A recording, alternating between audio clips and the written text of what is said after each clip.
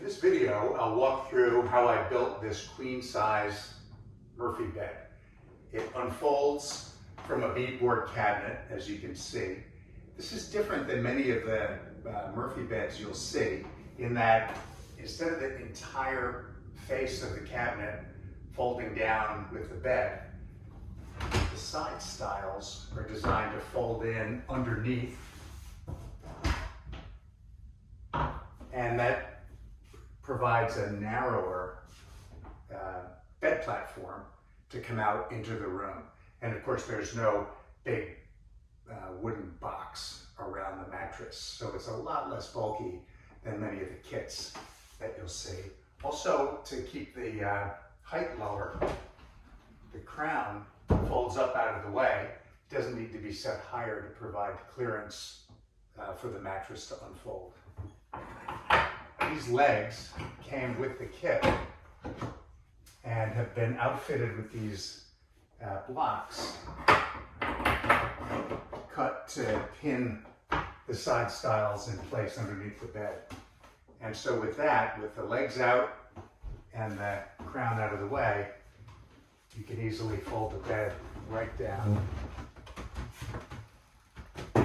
The hinges do a good job counterbalancing the weight of this 10-inch memory foam mattress and all the cabinetry. And the bed is now set at 18 inches, the standard platform height, instead of 25 inches. So the legs have been cut down and the hinges set a little bit lower to allow that. That tends to work better in a small room. Once the bed is out, you can drop the crown back in place. And then there's a cavity between the wall and the bed that opens up once the bed is unfolded. And this board here serves as a side table. So there's a piano hinge and ring pull, and that just drops down to create a side table for the guest. And now you can see this is a much sleeker platform bed design, easy to walk around, which has a lot of advantages for a space like this. The other advantage of this project is that I approached it in 2 phases. So every project I looked at online and researching Murphy beds started with building a large, typically pretty elaborate cabinet, and then putting in whatever hinges had been selected. So the hinges tended to range in cost anywhere from $70 to $700, and there were lots of elements of the design you'd be locked into depending on which hinge kit you selected. So what I really wanted to do was get some experience with these hinges, make sure I was comfortable with how they operated, and I bought the Vevor hinges on Amazon. The reviews say that they're well built, but have terrible instructions, and I just felt like it made sense to buy the hinges, test them out, make sure I could get the bed operating satisfactorily before investing the time in building all this cabinetry. So that's how I approached it in 2 phases. In this video, we'll go on to show you phase 1, which might be all you need if you're building a Murphy bed that's going to unfold from behind a wall or from out of a closet. And then it goes on to show how all this cabinetry was created and hangs on the frame itself to create the finished cabinet.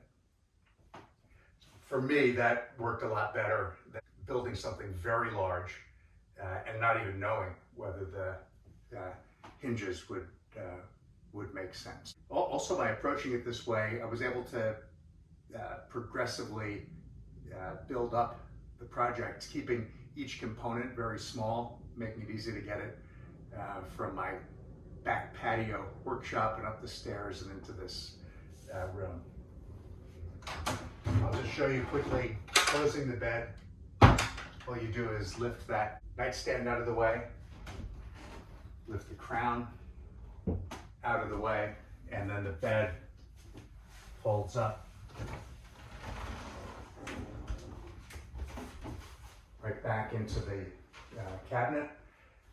I found that there was no need to add a strap or a seat belt around the mattress. It hangs in there very nicely, and the lower part of the frame is wide enough to support the mattress. And then these legs fold out of the way, the stiles fold right back. And when you bring the crown down, it clips around the front of the frame, so you get a nice solid connection. They're magnetic catches that hold those side stiles in place. So there you have it. I think this is a very compact design that works well. It can be built in a limited space, and it can be approached in phases so that you can get the bed working and operational before launching into a cabinet making project.